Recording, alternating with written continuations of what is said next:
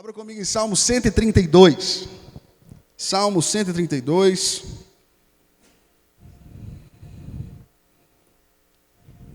Salmos 132. Queridão, você diminui. Pode cortar esse pad para mim se você quiser. Você corta.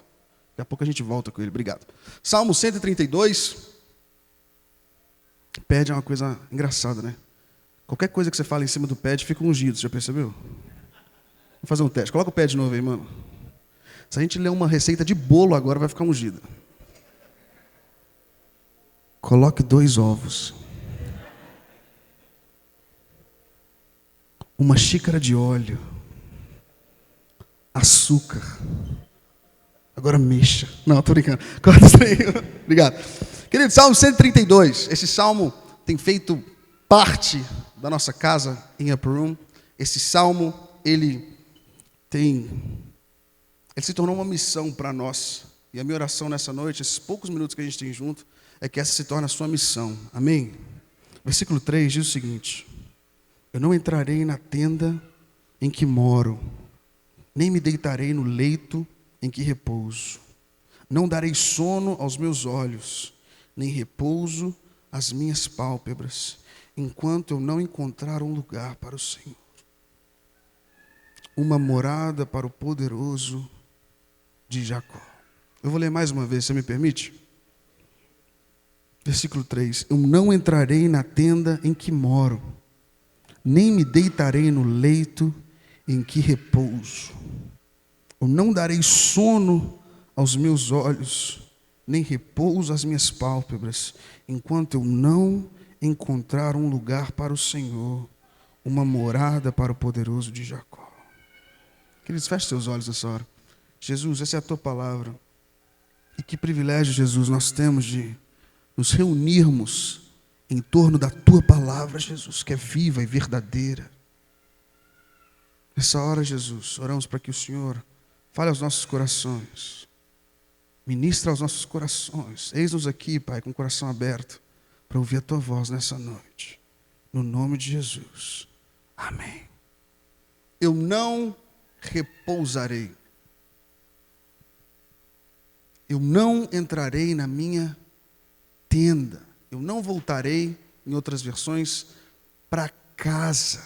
Eu não darei sono aos meus olhos, até eu encontrar o lugar para a habitação do poderoso de Jacó. O pastor Bill já tocou nisso, citando o plano do Senhor.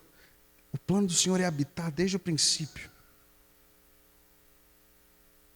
O Éden é, na verdade, o primeiro tabernáculo. O desejo do Senhor é habitar desde o princípio. A gente sabe muito bem o que ele fez no 7º dia, foi ou não foi? Quando o homem é criado, a primeira coisa que ele vê praticamente é o Senhor descansando. Mas a gente tem a tendência a pensar de que o pai ficou cansado, esgotado do trabalho dele, mas não é. Ao 7º dia, ele pôde repousar naquilo que ele havia criado. E ele viu que era tudo muito bom. O desejo original do coração do Pai é repousar. A gente pode repetir isso junto nessa noite? O desejo, vem comigo, 1, 2, 3 e... o desejo original do coração do Pai é repousar. E a gente não vai entrar muito nisso, em virtude do tempo, mas você sabe o que aconteceu no jardim, sim ou não? Depois um desenho é dado para Moisés. E por aí vai, um desenho é dado para Davi. E aqui esse desejo é colocado no coração de Davi, e Davi o verbaliza. Eu não darei sono aos meus olhos. Queridos, eu não sei qual é a sua história, mas a minha história, em 30 segundos, eu sou filho de pastor, nasci num lar cristão. Talvez a primeira frase que eu falei na vida foi: o Senhor é meu pastor e nada me faltará. Quantos aqui se identificam com isso? Eu sou um menino da escola dominical, filho de pastor presbiteriano. Sim, querido, o Senhor faz a obra. Filho de pastor presbiteriano. Se bobear, as histórias dos meus domingos eram 5 cultos, em média. E eu demorei mais de 20 anos da minha vida para ver Jesus. Mais alguém?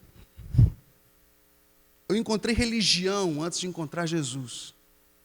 Por muito tempo, eu tentei fazer as coisas que crente faz. Quantos aqui já levantam? Levanta a mão. Você que já tentou fazer o que crente faz. E ralei muito para não fazer o que crente não faz. Mas eu demorei muito tempo para ver Jesus. E nessa minha história de encontrar Jesus, e a história é muito larga, eu vou te poupar dos detalhes, depois eu volto aqui e conto ela, beleza? Pode ser? Mas quando eu encontro Jesus no meu quarto, em Dallas, Texas, Deus teve que me tirar de Belo Horizonte, do Pão de Queijo, para me colocar naquele gelo e calor, depende da época do ano. Quando eu finalmente encontro o homem que eu escutei a minha vida inteira, algo mudou. As escamas da religião caíram. E eu comecei a me apaixonar pelo homem que eu escutei a minha vida inteira. Isso já tem 11 anos e eu sigo me apaixonando por ele. Mais alguém aqui? Agora, quando eu tive um encontro genuíno com Jesus, as minhas concepções do porquê eu existia foram alteradas. Eu não sei você, mas por muito tempo eu entendia só o evangelho da salvação. Qual que é o evangelho da salvação? Jesus veio, morreu por você e perdoou os seus pecados. Agora sente no banco e espera ele voltar. Já ouviu isso por aí?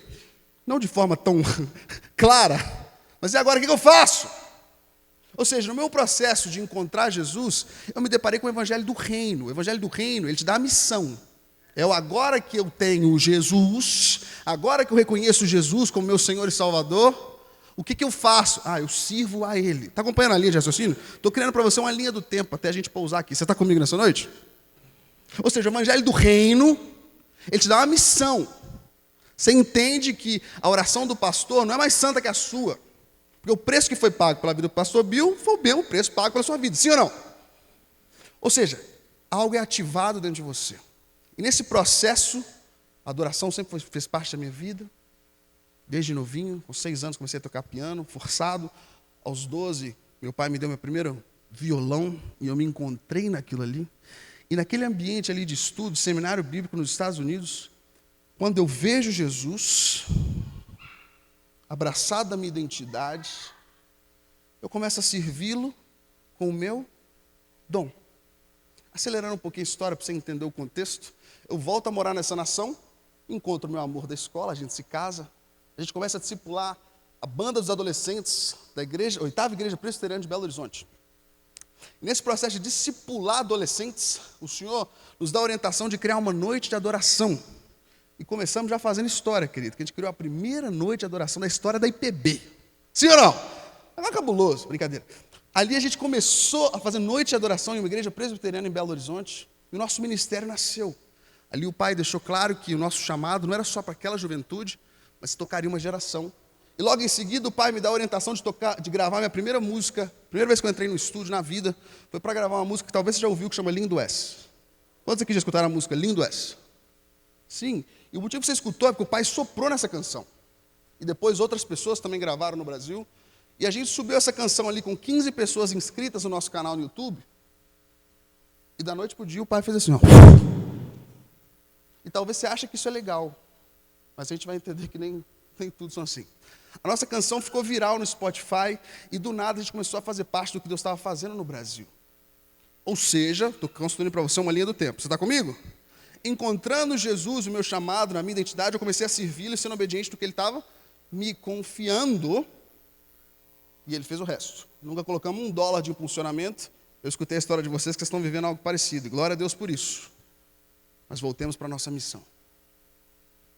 A gente começa a viajar e tudo que eu tinha sonhado para viver na música, o pai me deu em 6 meses. Tudo. Descobri royalties, nem sabia que eram royalties. Era reconhecido, entrava no avião. E o jeito que o nosso ministério funcionava, a gente tinha vários ministros de louvor. E um belo dia, um dos nossos ministros de louvor, ele sofreu um acidente de carro. E a gente foi correndo para o hospital e 200 200 pessoas oraram por cura a madrugada inteira. 24 horas depois do acidente, ele faleceu. E aquilo me abalou muito. 48 horas depois, a gente estava ministrando louvor no funeral dele. E como você pode imaginar, essa foi a ministração mais pesada da minha vida. Agora, a parte que eu estava tão... A gente fala numb em inglês, que é sem sentir quando você está no piloto automático. Já passou por isso? É que 2 dias depois do velório, eu estava no avião indo ministrar, no Pará. Quando eu entrei no avião, eu comecei a me perguntar, por que eu faço isso? Por que eu estou indo? Por que eu vou?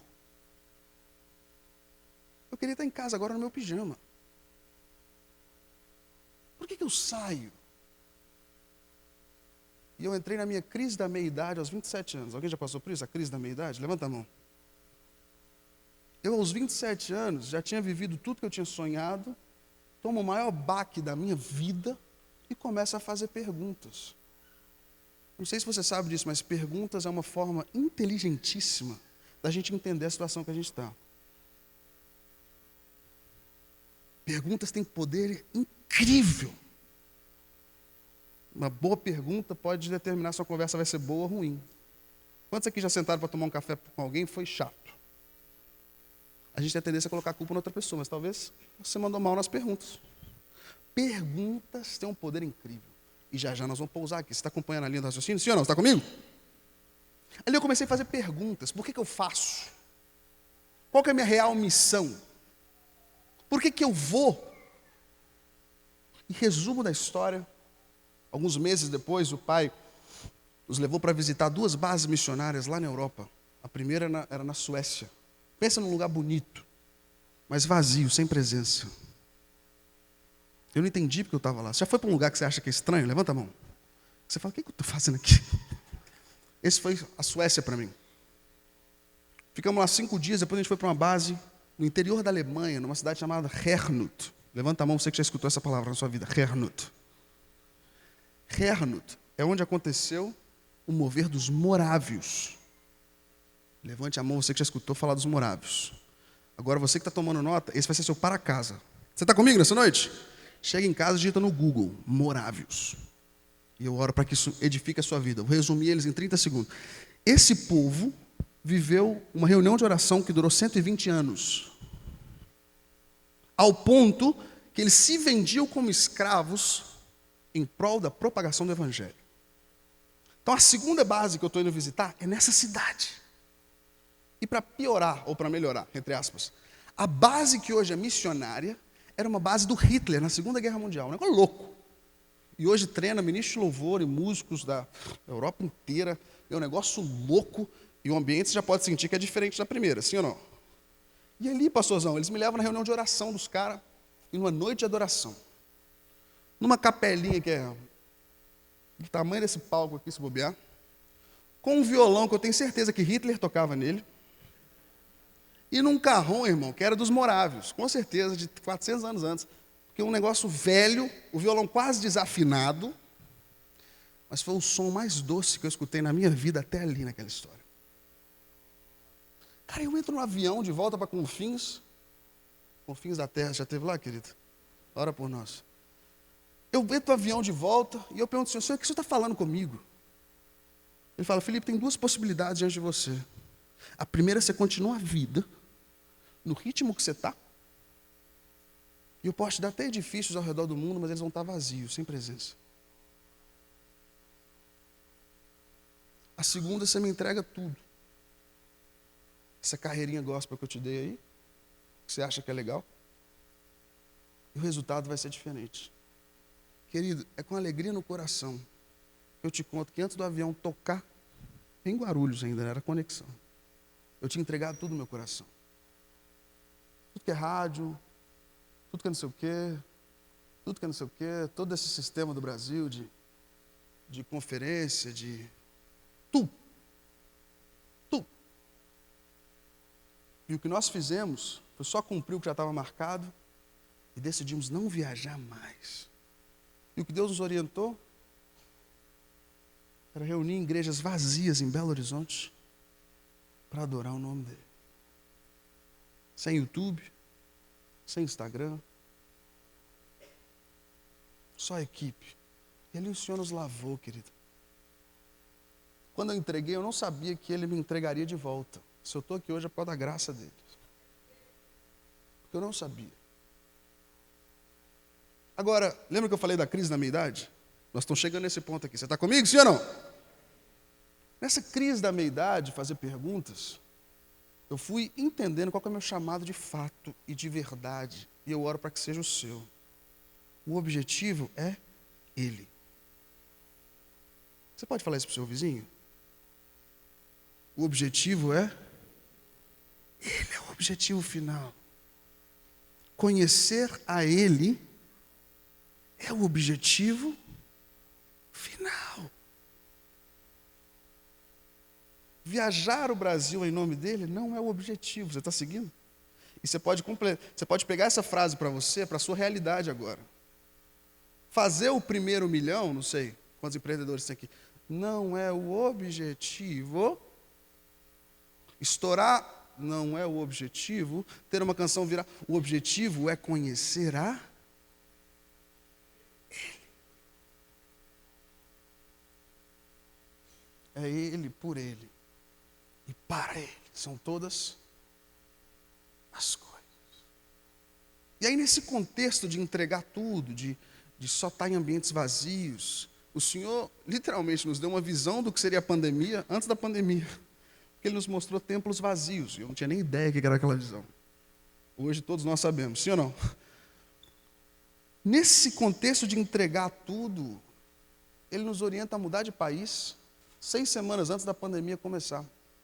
Se eu tenho uma dica extra para te dar, humanamente, não mude de país antes de uma pandemia. Sim ou não? Não mude de país antes de uma pandemia, a não ser que o Senhor esteja te enviando. Ele nos manda para o mesmo lugar em que Ele tinha aberto os meus olhos para conhecê-lo de fato e de verdade. E nesse lugar, pousamos o avião agora em Salmo 132. Esse salmo, que talvez eu já tinha lido quantas vezes, nem sei. Ele se torna a missão da nossa casa. Ele se torna a missão da nossa comunidade. E é por causa dessa visão que nós estamos em Juiz de Fora nessa noite. Porque nós não daremos descanso aos nossos olhos. Nós não repousaremos na nossa cama. O Senhor, no início desse ano, nos transicionou de volta para o Brasil. A gente não tem uma cama nossa, já tem 120 dias. Literalmente, a gente está dormindo bem, pode ficar tranquilo, amém? Calma. A gente está num apartamento temporário, mas não é a nossa cama. Está acompanhando? Essa missão se tornou a nossa missão, e eu oro para que nessa noite ela se torne a sua, amém? O objetivo da vida é conhecer a Ele. Agora, quando a gente abraça isso aqui para nós, e traz para perto da nossa realidade, o motivo que você acorda de manhã muda. O motivo que você vai para o escritório, que você trabalha, ele muda. Você está acompanhando? Você está comigo nessa noite? Faz assim, eu estou acordado. Que bom, cara. Eu também estou. Você é o cara. Qual que é o seu nome? Você está quase dormindo? Nós vamos sair daqui muito rápido, te prometo. Quando você entende o Salmo 132 e abraça ele para você, parece que, não me entenda mal, mas parece que fica mais fácil. Andar com Jesus não necessariamente é fácil, mas parece que o seu foco, ele é ajustado. E mais facilmente você consegue dizer não para as coisas que você precisa dizer não. Está acompanhando? Você está comigo? É um negócio meio assim, um alinhar. Eu estava contando para o Gabriel, e hoje é um reencontro, que o Gabriel fez parte disso que a gente viveu, e eu descrevi para você em Belo Horizonte, há 8 anos atrás. Eu estava contando para ele que um dos motivos que eu estou muito feliz de estar aqui hoje é porque a gente não aceita convites. Não tem como hoje uma pessoa aleatória mandar para a gente um e-mail e a gente chegar num evento aleatório, entendeu? A gente só vai através de amigos. Não existe um site aí agora que você entra e você me convida. Você nem consegue falar comigo, de verdade. Porque se chega no meu WhatsApp, um amigo deu o número. Acompanha o raciocínio? Então, estou muito feliz de estar aqui, porque eu me sinto em casa. E obrigado por me fazer sentir em casa. Porque nesse chamado, a gente quer somar com aquilo que os amigos têm vivido e ouvido do Senhor. Nesse chamado, a gente quer fazer parte daquilo que Deus tem confiado aos amigos. E assim tem feito na América Latina, em algumas nações, e agora no Brasil. Porque nós entendemos e nós não daremos descanso aos nossos olhos, nós não retornaremos à nossa casa até construirmos um lugar para a habitação do poderoso de Jacó. Agora imagina comigo, se essa casa se torna o lugar que o Senhor se repousa em Juiz de Fora. Querido, imagina comigo, porque o Deus que está em todo lugar, deseja estar em um lugar. Eu vou repetir essa frase para você. O Deus que está em todo lugar, Ele é onipresente, sim ou não? O Deus que está em todo lugar, decide, escolhe, deseja repousar em um lugar. Agora imagina, se olhando para o mapa de Minas Gerais, e glória a Deus por Minas Gerais, sim ou não? Isso aqui é a terra prometida, irmão. Pão de queijo. Vai dando glória a Deus aí. O pão de queijo. O tropeiro. Ei, papai, o cruzeiro batendo no galo. Aqui vocês são mais time do Rio, né?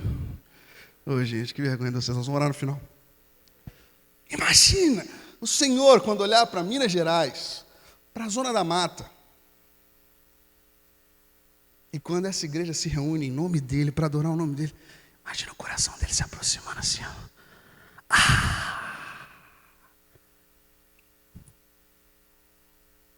Imagina essa casa sendo um lugar de descanso para a presença do Senhor.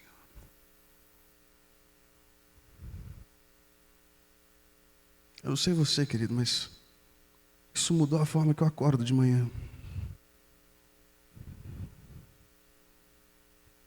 Talvez uma das melhores coisas que aconteceram na minha vida foi essa crise da meia-idade. Você está comigo? Que as crises, elas revelam que estão dentro da gente, elas têm o poder de nos endireitar em direção àquilo que o Senhor tem para nós. E com isso eu gostaria de compartilhar com vocês, e eu vou fechar essa noite com esse texto, depois a gente vai orar. Esse foi um texto escrito pelo nosso pastor Michael Miller. Ele é o fundador da Upper Room. Você me permite ler uma história? Quantos aqui gostam de história? Levanta a mão.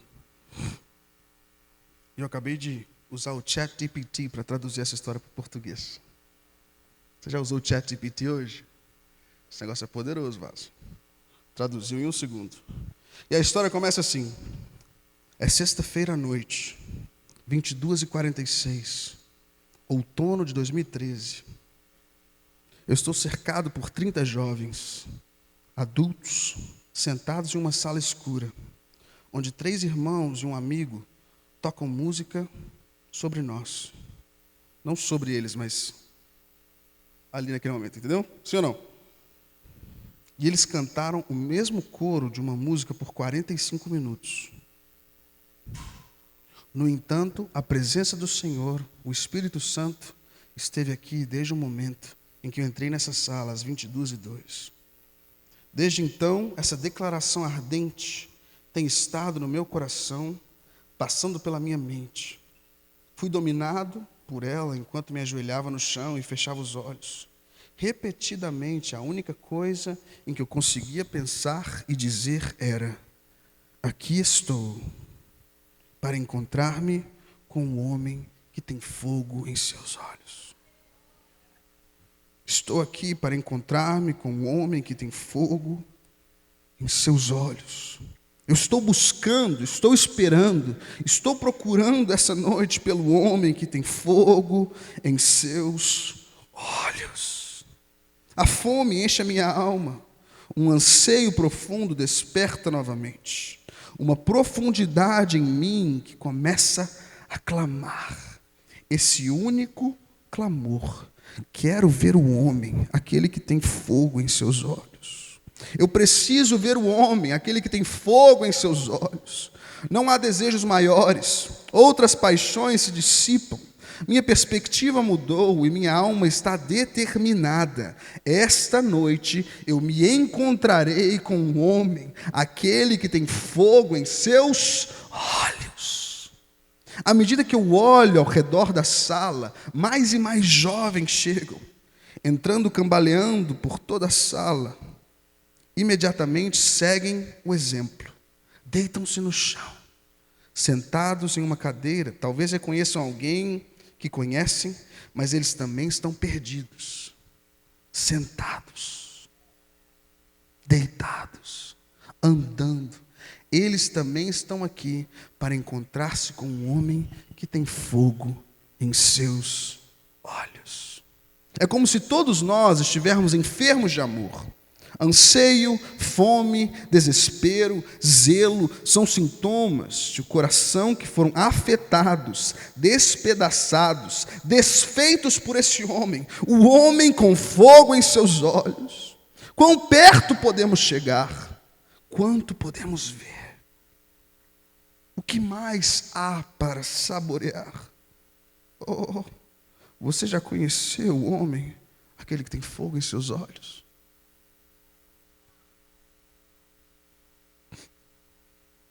Uma raça em crescimento, uma classe de crentes, um povo ardente está se levantando agora, todos convencidos de que essa busca, esse desejo, esse chamado é tudo o que conhecemos, é tudo o que queremos, na verdade é tudo o que temos.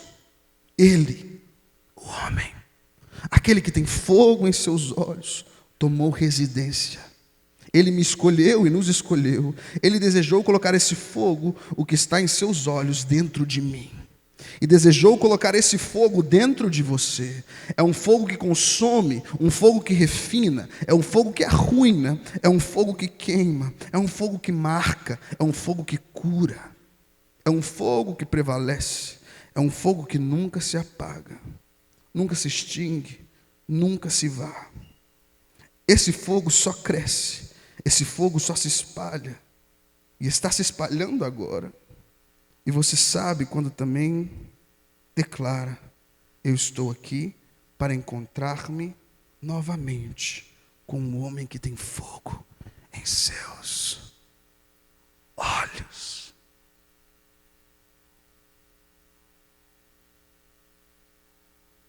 Quando nós encontramos o homem com fogo nos olhos, tudo muda.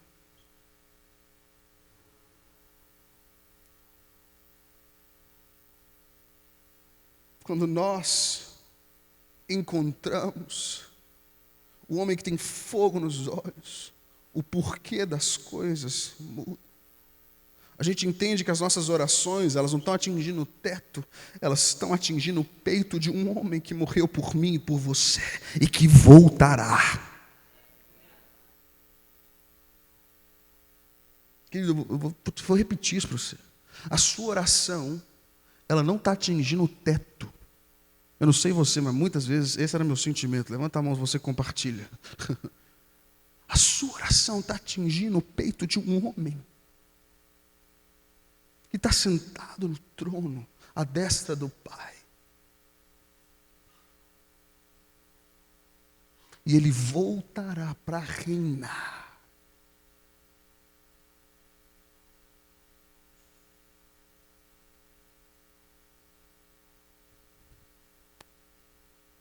Eu não entrarei na tenda em que eu moro, nem me deitarei no leito em que repouso. Eu não darei sono aos meus olhos, nem repouso às minhas pálpebras, enquanto eu não encontrar um lugar para o Senhor, uma morada para o poderoso de Jacó. Queridos, a banda pode subir, quem pode me ajudar no teclado, por favor? E podemos começar com aquele pad. eu não darei descanso. E o motivo que eu não darei descanso é porque eu fui marcado pelo homem que tem fogo nos seus olhos. Mas a minha pergunta para você nessa noite é: você já conheceu esse homem?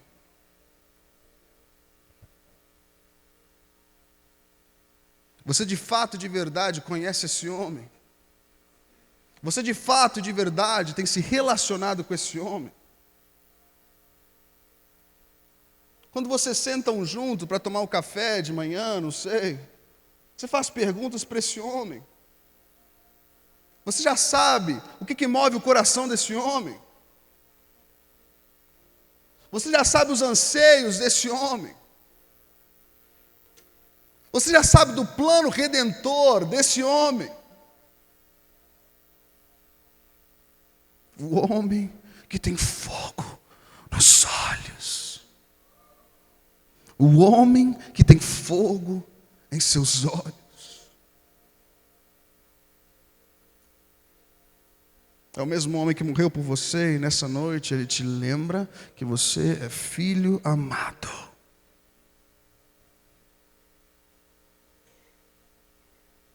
Feche seus olhos nessa hora, querida.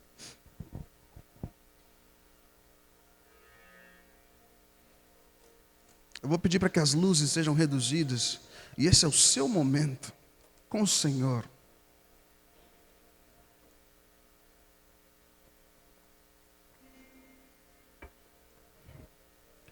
Esse é o seu momento com o Senhor.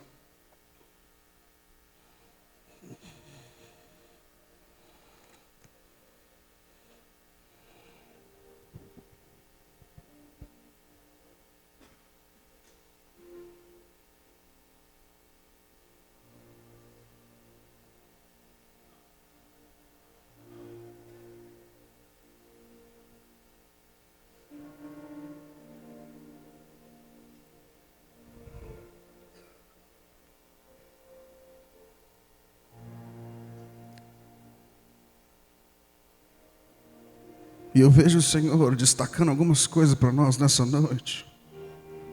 A primeira delas é que Ele está se revelando para você que talvez não o conheça.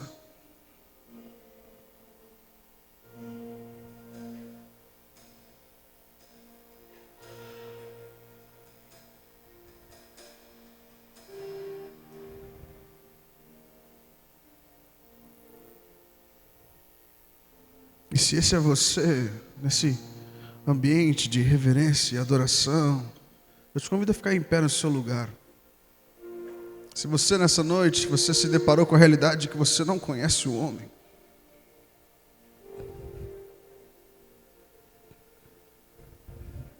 amém, amém, amém.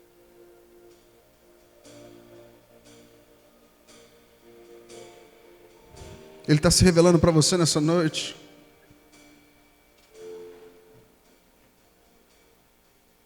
E Ele te lembra: eu sei bem os planos que eu tenho para você, planos de paz e não de mal, planos prósperos que te dão um futuro e um propósito.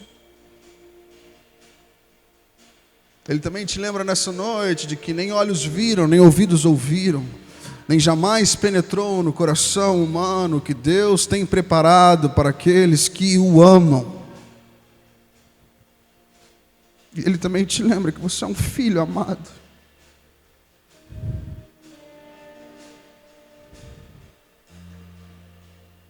E o desejo dele é se relacionar com você. Eu também vejo o Pai destacando nessa noite que talvez você já conheça o Senhor, talvez você já se relacione com um homem com fogo nos olhos, mas talvez você está vivendo uma temporada em que você está se perguntando: por que eu existo? Qual que é o meu propósito? O que é para eu fazer? Qual que é o meu papel nesse grande plano? E eu sinto o Senhor te encorajando e te lembrando algumas promessas nessa hora. Se esse é você, coloque-se de pé no seu lugar nessa hora, no nome de Jesus.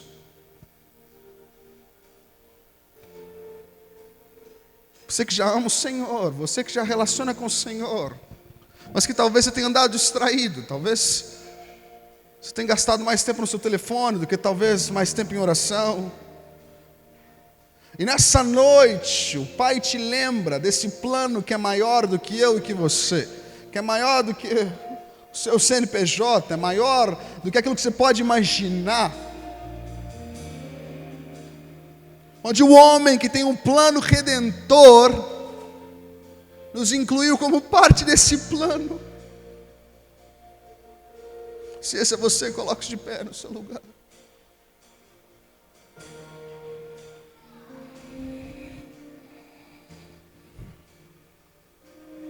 Aleluias, aleluias. E eu vejo também o Senhor destacando